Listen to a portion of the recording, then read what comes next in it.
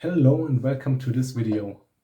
In this video I want to talk about the problem that Girona may actually cause to Manchester City.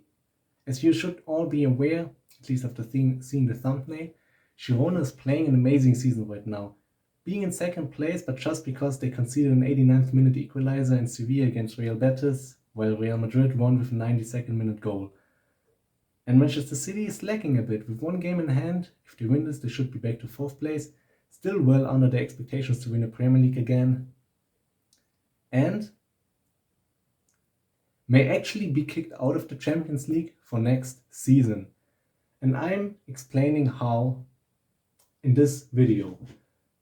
So the problem for Manchester City, on the one side, is Girona, but only because Article 5 of the regulations of the UEFA Champions League exists. Article 5 wants to ensure the integrity of the competition. And if we check Article 5 and go to letter C, it says that no individual or legal entity may have control or influence over more than one club participating in the UEFA club competition. The requirements down here, I'm explaining very detailed in just a minute. Before that, I want to talk about what this actually means. And this means that if two or more clubs fail to meet the criteria aimed at ensuring the integrity of the competition, only one of them may be admitted to a UEFA club competition. Only one club can play a UEFA club competition of these two if the requirements are met.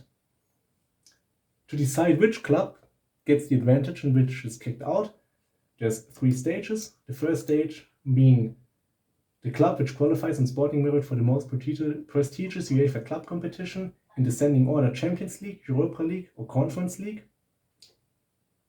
Second stage, the club which was ranked highest in the domestic championship, giving access to the relevant UEFA club competition. And third, the club host association is ranked highest in the access list.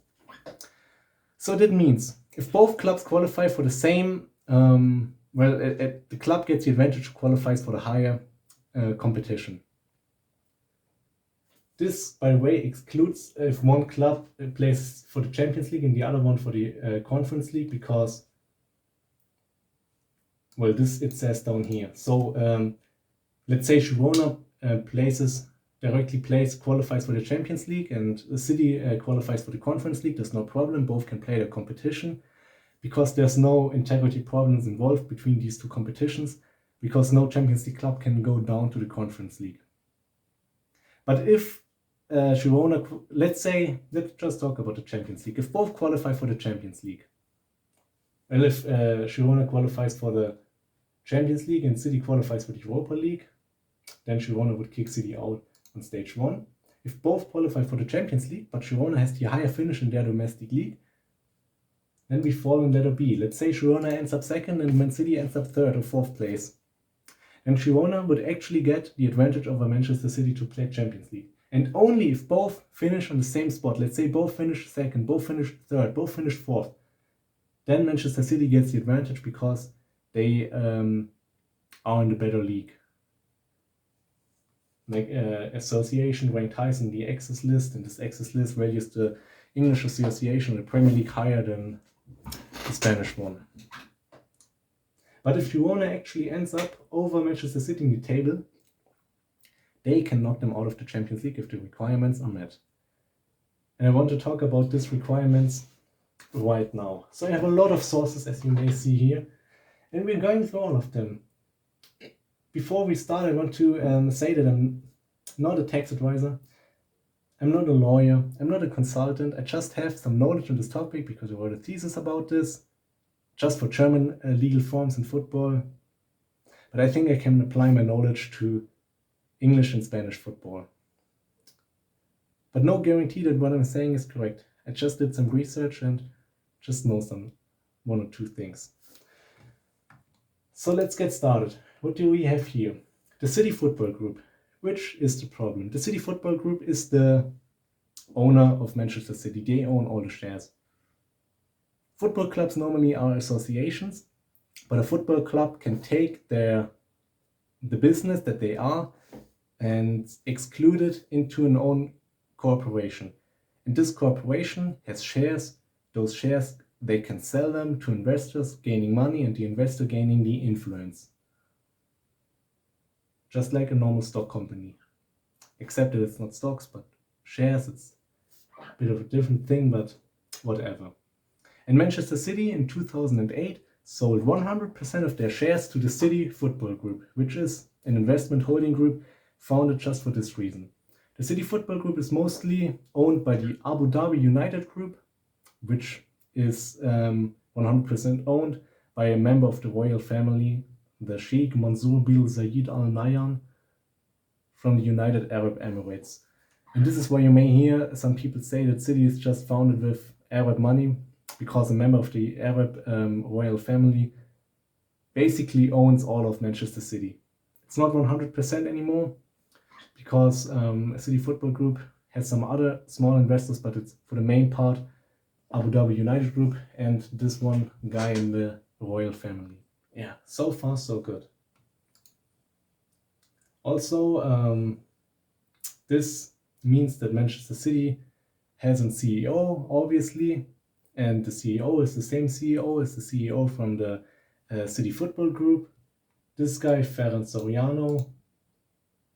And, well, it is obvious. If an investment group owns a club, they also put their best people in those spots. And this guy is CEO of both of the groups. You can see it here too. He's also chief executive of the City Football Group and of Manchester City.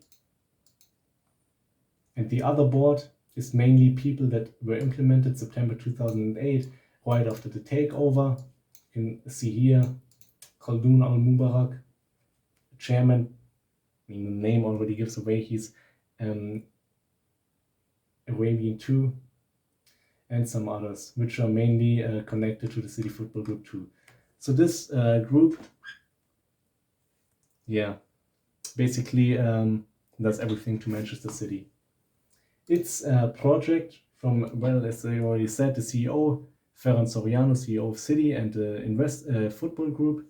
He was at Barcelona back in the days, and he founded those Barca academies, not just in Spain, but all over the world, because his goal back then already was to build up a huge worldwide football empire. And now he, well, made this project real with the City Football Group. And if we go back to Article 5, we can now check with that being explained, we can check the requirements that Article 5, the integrity of the competition, is met. Or like the integrity is in danger. The requirements for Article 5 are met. So, such control or influence being defined in this context as: first, holding a majority of the shareholders' voting rights. 2. Having the right to appoint or remove a majority of the members of the administrative, management or supervisory board of the club. 3. Being a shareholder and alone controlling a majority of the shareholders' voting rights pursuant to an agreement entered into with other shareholders of the club. Or 4. Being able to exercise by any means a decisive influence in the decision-making of the club. The City Football Group, as I already explained, as 100% owner of the club, met all 4 of those requirements. Where the third one is basically a sub-point to the first one, but they meet all 4 requirements. But now we have to check if the City Football Group also does meet any of those 4 criteria on Girona FC, the other club that they partially own. And if that's the case, then actually, if Girona finishes higher than Manchester City, they get the advantage in playing Champions League. So let's see. Let's check out what Girona is all about. Let's see if I can...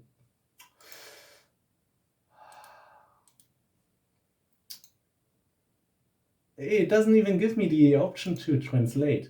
Oh my god, okay. I know what stands there. If you want to read this, try to translate it somehow. For now, this is Hispanic here. But basically what this says is that the City Football Group only owns 47% of Girona FC.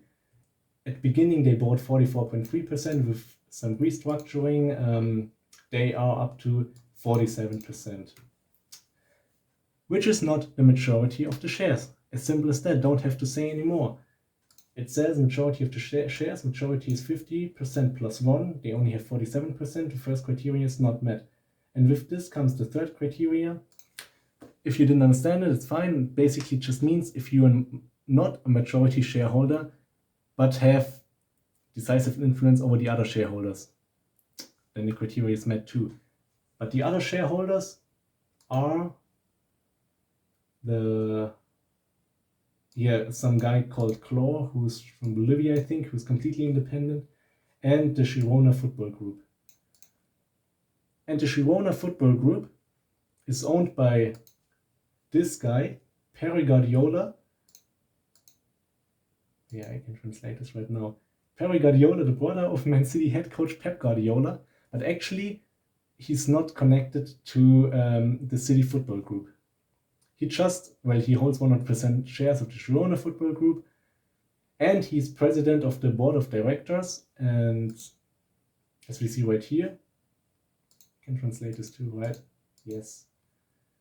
So this guy has a lot of influence in Girona FC, but this doesn't, because he isn't controlled by the City Football Group. This criteria, the third one, is not met. But 2 and 4 also go kind of hand in hand, 4 being more overall than the second one. So I'm just going to focus on the fourth criteria. And that means if anyhow, the City Football Group has decisive influence in the decision making of the club. And if we check this right here, if we go back to the board of directors, we already see that Pere Guardiola, who is independent, probably has nothing to do with the City Football Group. If we go here, we can also see that he answered some questions, and he was asked how important the City Group is in this entire project. It just says that gives them stability, and it's a good business connection, and the people of City, especially this guy, the CEO of the group, and Manchester City, it's just business doing together, but not in a controlling way. They're just partners. They're just business partners.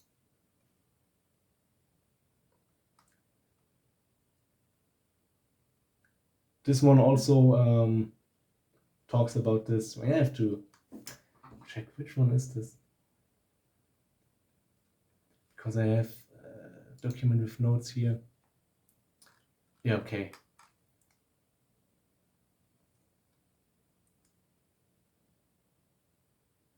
Exactly. This article also talks about that this connection probably came up because Girona was just bought in 2017, and Guardiola was implemented as head coach. Pep Guardiola was implemented as head coach at Man City in 2016, and this is probably how the connection to Girona FC came up. But this does not mean that Pere Guardiola, who is, we go back to this one, president of the board at Girona, is influenced by the City Football Group. He's an own individual person, in the same family as the head coach of Man City, but he has nothing to do with them other than the business. And if we check the other guys of this board, because what even is this board? What does this mean? For the people who are not aware with corporation law, the board is basically what makes the decisions in the corporation. The board manages and represents the club. They install a CEO and the other managers below the CEO, and they do all the business. So if you have the majority, the board has members. Okay, it's kind of hard to explain, especially in English, but the board has members. The secretary is not a part of the member who can vote, mostly. I don't know in this case, but I just assume it's not. So we have those 6 members of the board. the president and the vice president being in charge to, you can all read this here, being in charge to name the board meetings, like arrange the board meetings and stuff like that, but the 6 members of the board have the voting right for the board decisions. And you only have the majority or like a decisive influence if you have the majority of the voting rights, as it always is. And I checked all the people on the board. We already know that Pere Guardiola, despite being Man City head coach's brother, is not under City Football Group, so he's out. This guy is the vice president of the board, Diego Giuliani, and he actually is a member of the City Football Group. Yeah, he joined the City Football Group and spent 5 years in it.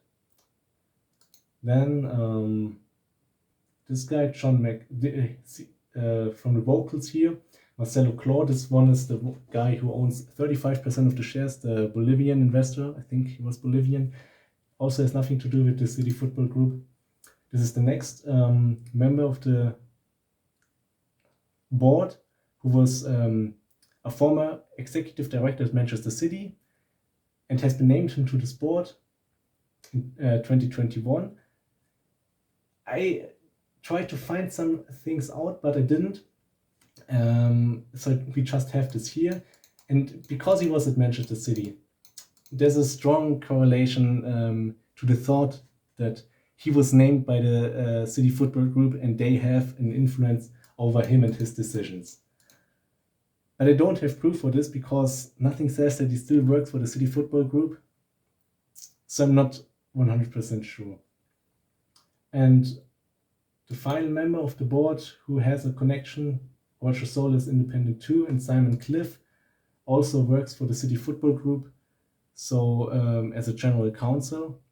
So of those 6 board members with voting rights, as of right here, we have 2, Diego Giuliani and Simon Cliff, who are 100% under the influence by the City Football Group, and 1 in John Macbeth, who I'm not sure, but like not 100% sure, but pretty sure that he also is under the influence. So if we say he also is, we have 3 of 6 out of 6 board directors who are under the influence of the City Football Group, which is not a majority, but it's 50%. It's hard to tell. 50% of 6 is not a majority. But we also don't really know what's going on behind the scenes. And this is where I draw the conclusion of this video. I know if you watch this far, you're probably really curious for me to find a solution, but it's impossible for us people who don't have business insider information to figure this completely out. Article 5 says decisive influence of the decision making of the club. But what actually is decisive influence? Who actually has this influence on the decision making of the club? We don't know. All we know, we can search up names and we can search up connections, but this does not prove anything.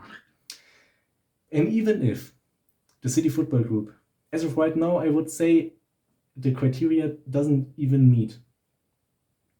The criteria aren't even met. We can also argue a little bit about Pere Guardiola with his brother Pep Guardiola, if there's problems with integrity right there. I don't think so, because they're 2 individual persons. Just because of the same family, this does not already mean that there's decisive influence. But if we just talk about the board members, maybe yes, maybe no, and even if. So to draw a conclusion, it's impossible to tell for us, because we don't have inside information. We don't know who actually has the rights to appoint or remove a majority of the members of the types of bodies of the club, and who actually has a decisive influence in the decision making of the club. When we know that the board has a decisive influence in the decision making of the club, the board alone appoints and removes those people, but we don't know if the board is mainly under the influence of the City Football Group. We can just draw conclusions from names. We can from names and connections we can look up, and those names and connections give us 3 out of 6 people are connected to the City Football Group. But we don't know any more than that. We don't know also what the UEFA says. If the UEFA says that Pere Guardiola may be connected to Pep Guardiola because they're brothers and under his influence, something like that, we don't know that. Law is always very difficult. But what we can say is that even if, so I'm pretty sure that they know what they do. The City Football, it's a multi-billion business and they do their homework properly. It's not that some, like, I saw this a few weeks ago on TikTok for the first time. It's not that some random ass TikTok kid discovers some problems for Manchester City. I think they know what to do and what they can do and what they can't do. And even if, as of right now, they would fall under this category of Article 5, they can always change it. They can always step back, like fire the board members who are connected to the City Football Group from Girona FC and just let some other completely independent people do the job. This is what was done with Salzburg and Leipzig. If you're not aware, both of them are basically owned by Red Bull, and to ensure that both of them can play Champions League or Europa League, Red Bull stepped back on Salzburg a bit because their main project was Leipzig, and they gave up some rights. I think it says somewhere right here. Yeah, they did some restructuring to make sure that Salzburg is pretty independent and Red Bull is only the sponsor of Salzburg, but doesn't have decisive influence anymore. And Manchester City can do the same thing on, like the City Football Group can do the same thing on Girona FC. So what I want to finish this video on is, and I think if any of you actually watched this far, you're probably not happy with this. You wanted me to say, yes, Girona will kick Man City out of the Champions League, but it's just not how this works. There's a possibility that there actually may be problems. And as I've seen this right now, I'm not even sure. I think it's all done properly. And as of right now, there's not even a problem of Article 5 being met. But in case there actually is, and the majority of the board members are under influence of the City Football Group or any other structure of the club owned by City Football Group has the rights to appoint some manager, they will change this. They will step down from the people who have decisive influence on Girona FC to make sure both clubs can play, because City is their main project and it's the most important one to them and brings them the most money. So what I will say with this video, if you go back to the title, this is a problem for Manchester City, or is it? It is not. It's not a problem. It's just a little bit of trouble. But the trouble, it will be solved. I can say the problem will be solved too, but it won't stop Man City from playing Champions League. I hope I could explain this well. I want to say sorry that this video may seem a little bit unstructured. As of recording this, I felt I'm not happy with this. I'm not happy with this video, but I'm just gonna upload it because I'm tired and bored, and this just annoys me. The research was fun, but the recording was not fun because I kind of lost. I should have written a script because I kind of lost my, kind of got off track from what I wanted to say. It was a little bit all over the place. But I hope I told you some new stuff you didn't know yet. And I hope you're happy with the result, happy with the video. See you in the next one. Bye.